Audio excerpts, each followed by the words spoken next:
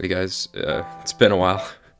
My voice might sound a little bit different, that's because I'm sick, but today we're going to be reflecting a bit and taking a look at the best anime scores of 2018. 2018 was a crazy year for me personally, and so I hold a lot of the shows and their respective scores very close to my heart. While this video isn't personal in content, the video is very important to me personally, so I hope you enjoy it. I've learned a lot from studying these scores, and have really enjoyed my time watching anime this year. With that said, I should say that obviously these are my choices, based off of research, asking around, listening to these scores ad nauseum, and obviously my personal opinions.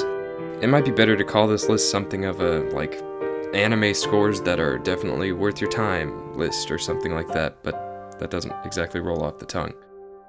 We got some very interesting scores this year to go along with a fair amount of interesting shows. We're going to be going in seasonal order, so I hope you'll join me in reminiscing about some of the best scores that anime had to offer this year.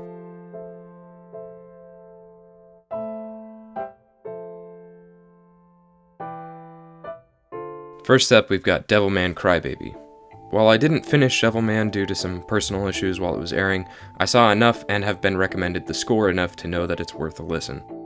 It has a visceral, electronic-based score with some very interesting synth design and incredible mixing and mastering, making use of different techniques like panning and noise gates to create a heart-pounding synthetic experience.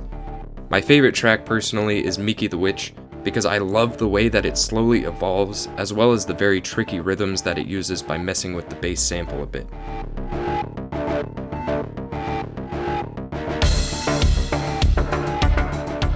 In my opinion, has a bit of a weaker orchestral score, but very good electronic parts.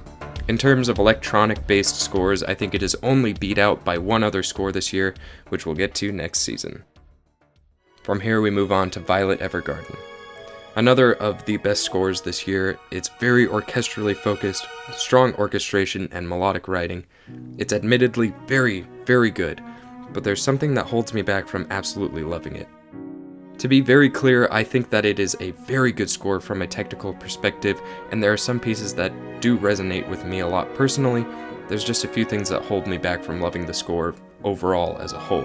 I think that it might have something to do with the mixing or mastering. Everything's a bit close, it doesn't take full advantage of a full orchestra feel a lot of the time, and I think that some of the orchestration also doesn't really take advantage of all the instruments to their fullest potential.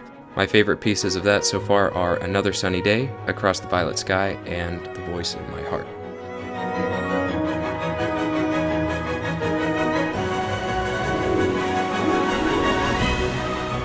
Along with Violet Evergarden, Evan Call also did Hakume to Mikochi. This is kind of an honorable mention and an attachment to Violet Evergarden. This was recommended to me on Twitter, and it was a very good recommendation, so I'm including it here.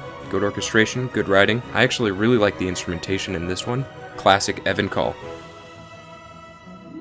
Another honorable mention, it somewhat hurts me to do this. If you follow me on Twitter or anything like that, you know that I absolutely love Yoshiaki Fujisawa's writing. A Place Further Than the Universe, the score maybe gets a little bit carried by the show that it's attached to.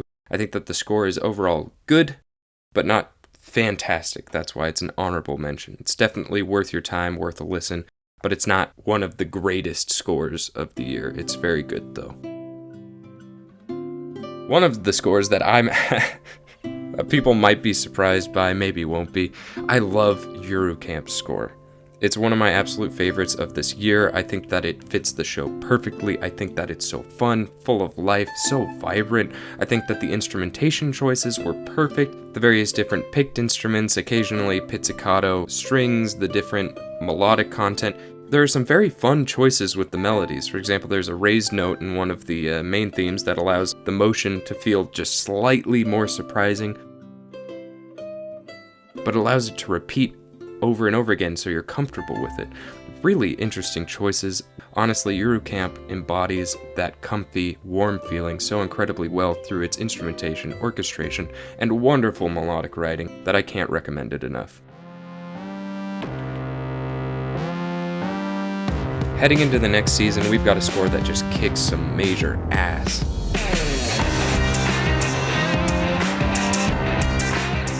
Megalobox has great melodic writing, fantastic mix of instrumentation. A huge strength of this score goes to its mixing and mastering. The usage of different filters, panning, and the levels on the instruments is superb.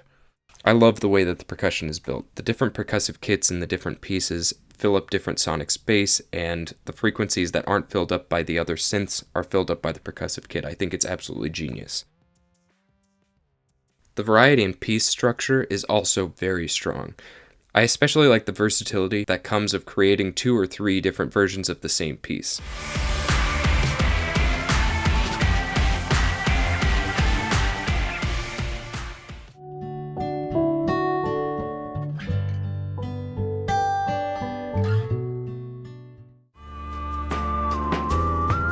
I will say the use of very poppy strings is overall one of my favorite choices of the score, but in a couple pieces the pop strings have a bit too much bite and maybe could have been a bit more pleasant, mixed a bit more lifelike.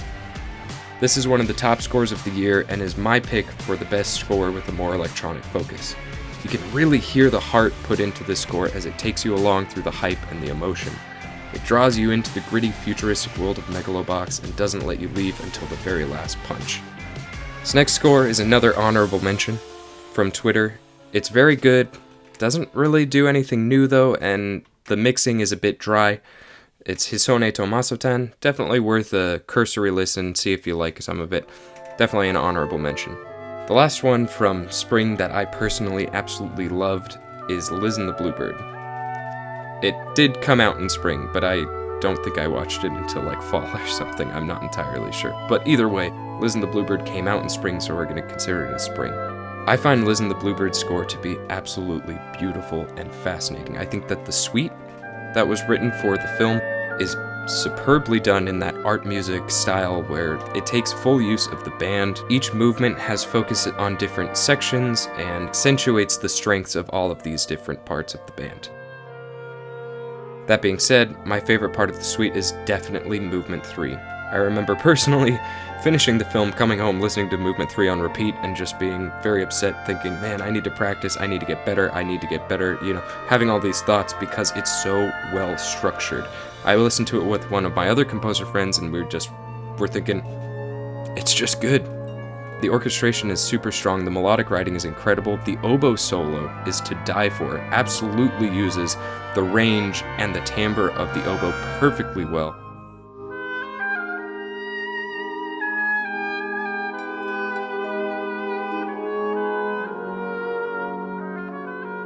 The suite is done superbly. That being said, one of the more interesting parts of the score, at least in my opinion, is definitely the actual score kind of part, not the suite. The pieces that play during normal, mundane things. The use of very off-the-wall instruments like prepared piano and stuff like that really sets it apart. It's also mixed in a way to sound kind of muted using low-pass filters and dulling the different frequencies a lot. Also, using things like footsteps to accentuate the beat as part of the actual piece is something that I find fascinating. Summer was full of what I would consider honorable mentions, and one score that is absolutely incredible and deserves to be with the top dogs, even if people didn't give it that attention that it deserves. First up on our honorable mentions list comes from Twitter, Harakuna Receive. It's actually really well done. It's an incredible electronic score using Latin influence. Another honorable mention that comes from Twitter is Mirai no Mirai, which I will be honest, I didn't sit down with it nearly as much as I did a lot of the other scores, but from a cursory look, it was alright. Same kind of goes for Penguin Highway, another honorable mention from Twitter. It's good. That being said, we're going to go into my favorite score of summer and one of my absolute favorite scores of the year. If you follow me on Twitter, this should come as no surprise, but Revue Starlight.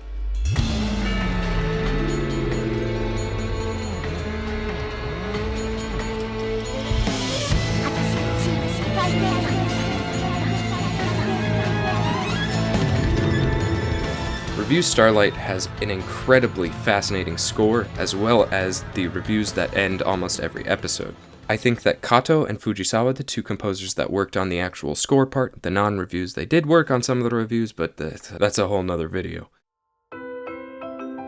I think that Fujisawa's use of French harmonies and impressionism kind of melds and clashes in a beautiful way with Kato's more classical tendencies.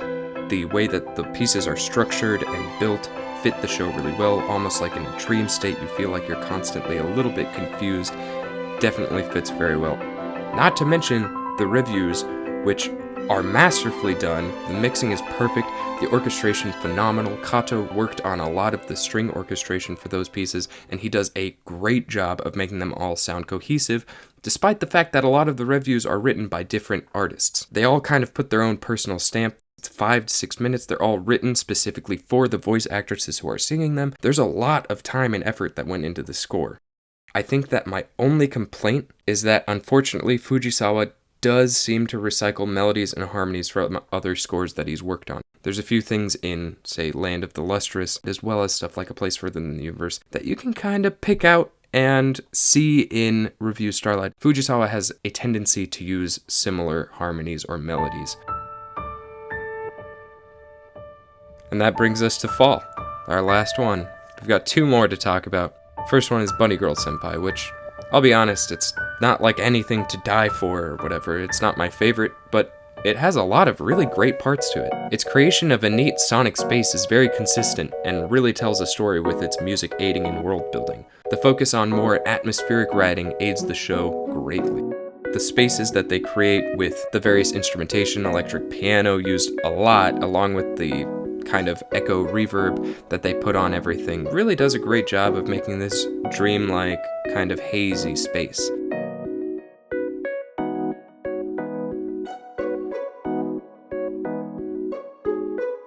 I think it aids the show perfectly well, and it's definitely worth a listen.